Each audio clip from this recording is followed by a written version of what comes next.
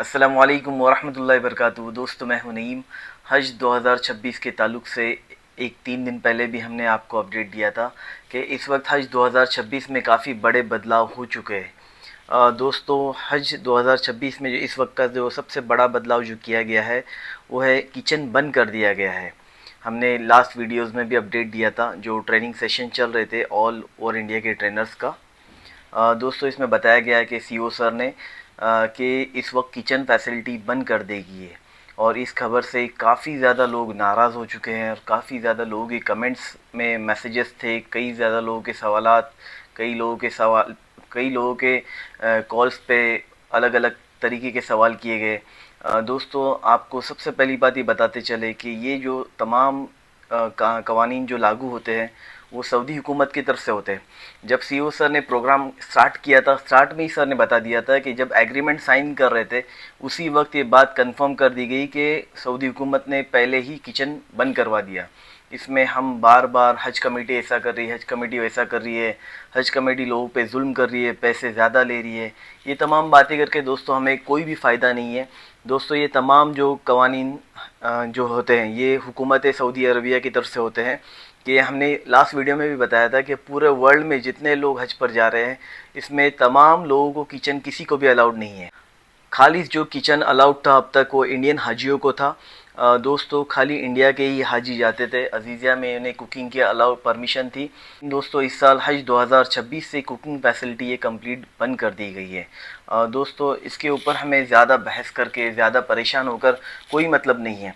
दोस्तों, ये अल्लाह ने हमें इस इतने बड़े मुबारक सफ़र में बुलाया है तो वो अल्लाह ही हमारा ये है मुहाफ़िज़ है, वही हमारी हिफाजत करने वाला है, वही हमें खिलाने वाला है। तो हमें ज़्यादा परेशान होकर, ज़्यादा जज्बाती होकर हज कमेटी ने ऐसा क्यों किया, हमने तो कई ग्रुप में ये भी देखा कि हम हज कमेटी पर केस करेंगे, ये करेंगे, वो करेंगे। ये तमाम चीज़ों का दोस्तों कोई भी फ़ायदा नहीं है। दोस्तों, एक साथी ने तो ये भी बताया कि हज 2026 की पॉलिसी में हज कमेटी ने कहा है कि वो लोग किचन देंगे, 30 लोगों के बीच में एक किचन होगा। ये सब तमाम बातें हज कमेटी ने मेंशन की गई है। इसके ख़िलाफ़ हम हज कमेटी पे केस कर सकते हैं। दोस्तों, लेकिन हज कमेटी ने इस बात को बताया कि पॉलिसी ये पहले निकलते हैं। जैसे हज 2026 ख़त्म हुआ उसी के बाद फ़ौरन हज 2026 की पॉलिसी तैयार हो चुकी थी और एग्रीमेंट बाद में हुआ था।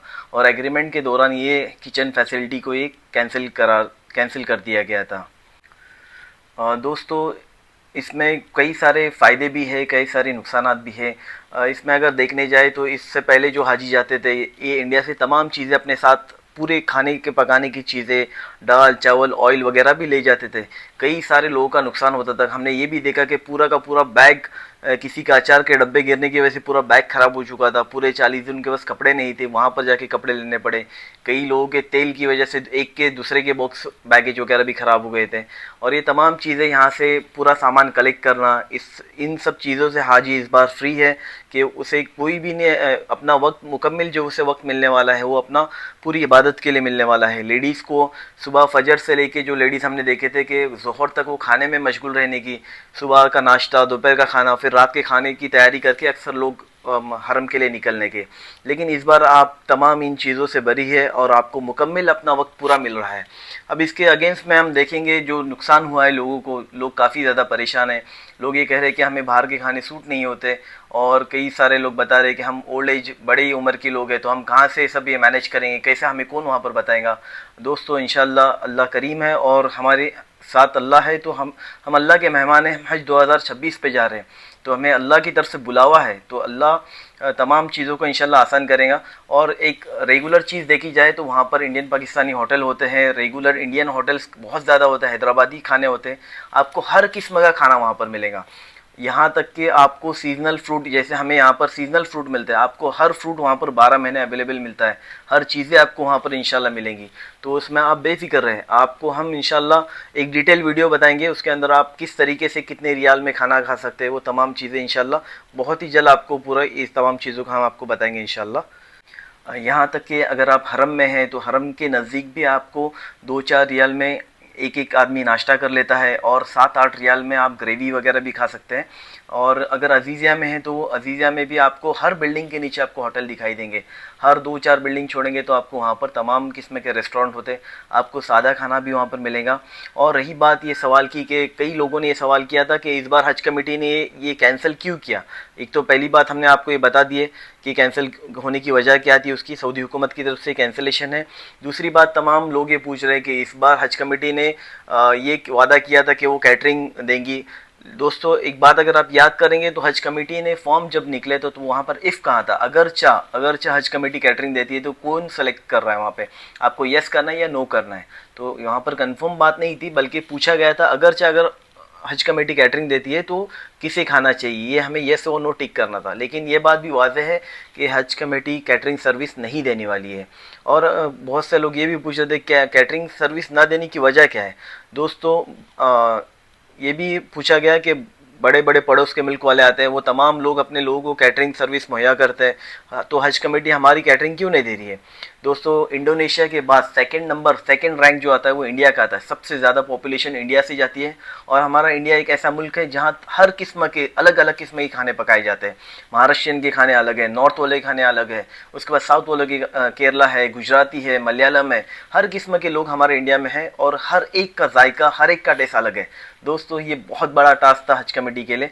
मैं आपसे ये बात बताते चलूँ, ना मैं कोई हज कमेटी की साइट से बात कर रहा हूँ, ना ही लोगों के फेवर में कोई बात कर रहा हूँ, बल्कि जो हकीकत है वो आपके सामने मैं बयान कर रहा हूँ। दोस्तों आप ही देख सकते हैं कि हमारे पड़ोस में अगर 30-40 किलोमीटर का हम फासला तय कर जाते हैं तो हमारे जायकों में फ़र्क गिरता है और यहाँ वहाँ के खाने में काफ़ी ज़्यादा फ़र्क होता है।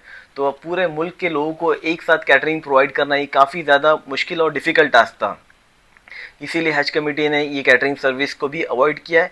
तो हमारे ज़िम्मे है कि हम अपने हिसाब से खाने वहाँ पर खा सकते हैं, हर किस्म के इंशाल्लाह हमें खाने वहाँ पर मिलेंगे। और दोस्तों इस बारे में तो इंशाल्लाह डिटेल वीडियो आएगा ही कि आपको कितने रियाल में क्या क्या खाने मिलेगा। और दूसरी बात ये बताते चले कि लेडीज़ और जेंट्स का ये जो रूम अरेंजमेंट है इसे भी हज 2026 से कंप्लीट अलग कर दिया गया है। ये भी सीओ सर ने और फ़हद अहमद सूरी सर जो कौंसलेट जिद्दा के ये है ज़िम्मेदार है वहाँ के, तो उनने ये बात को वाज़ेह कर दिया था और ये भी बताया कि यहाँ पर गए साल तो कुछ लोगों ने ये भी कह दिया था कि अगर हमें लेडीज़ और जेंट्स को हम एक साथ में रख रहे हैं तो हम तो जाकर वहाँ की पुलिस के पास कंप्लेंट करेंगे कि आप नामहरम को हमारे साथ में रूम में रख रहे हैं। अभी बहुत सारे लोग इस बारे में काफ़ी ज़्यादा परेशान है कि हम हस्बैंड वाइफ बूढ़े हैं तो हमें साथ रहने की ज़रूरत है। तो इनने एश्योर किया है कि हम आपको बाजू बाजू के कमरों में ही रखेंगे, ज़्यादा दूर नहीं रहेंगे, बल्कि अलग अलग बिल्डिंग या अलग अलग फ्लोर पे नहीं, बल्कि एक ही फ्लोर पे जेंट्स और लेडीज़ अलग अलग रहेंगे। ये बात सर ने बताई है। हत्ता कि आप एक कवर में 4 लोग हैं तो कवर में 2 लेडीज़ और 2 जेंट्स है, तो वो दो लेडीज़ और 2 जेंट्स दोनों ये अलग अलग रहेंगे। इस बात को भी उन्होंने वाज़ेह किया है। दोस्तों इन तमाम चीज़ों को हज कमेटी ऑफ इंडिया ने हमारे सामने पूरी तरह से खोल के रख दिया है इन बातों को। तो हम मेंटली तौर पे फुल्ली प्रिपेयर रहे कि इंशाल्लाह हम अल्लाह के घर जा रहे हैं और अल्लाह की मदद हमारे साथ रहेंगी और अल्लाह हमारा मुहाफ़िज़ है। तो हमें बिल्कुल डरने की बात नहीं, हर तरीके के हर जो भी ये फ़ैसले होंगे हम इसे फॉलो करेंगे और ये तमाम रूल्स और रेगुलेशन जो कुछ भी होते हैं सऊदी के भी और हज कमेटी ऑफ इंडिया के भी, ये हमें फ़ॉलो करने ही होते हैं और हम इनके मातहत में होंगे। तो दोस्तों जो भी ये होंगे शराइत होंगे उसे हमें फ़ॉलो करना है। और एक मज़ीद डिटेल भी इंशाल्लाह हम देंगे कि हज कमेटी ने इस बार हेल्थ के बारे में काफ़ी बड़े चेंजेस किए, बड़े अपडेट्स इस बार आए हुए। इंशाल्लाह नेक्स्ट वीडियो में भी वो तमाम मालूमात हम आपको देंगे इंशाल्लाह। तो दोस्तों आप पूरी तरह से हज के रूहानी सफ़र के लिए तैयार रहे, बिना खौफ, बिना डरे और बिना ज़्यादा बहस किए हुए हम अपने हज की तैयारी को मुकम्मल जारी रखें। सीखना सिखाना हमारा जारी हो, हम अल्लाह से अपना कुर्ब बनाएं, अल्लाह से ताल्लुक़ अपना बनाएं और अपने हज को बेहतर से बेहतर किस तरीके से बना सकते हैं।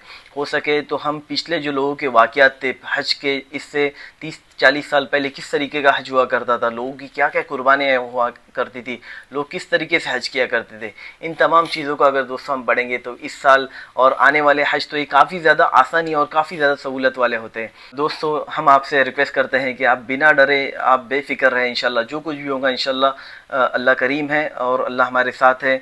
तो हज की आप तैयारी करते रहें। इंशाल्लाह मज़ीद जो कुछ मालूमात आएंगी हम आप तक इंशाल्लाह पहुँचाने की कोशिश करेंगे। अस्सलामु अलैकुम वरहमतुल्लाहि वबरकातुहू।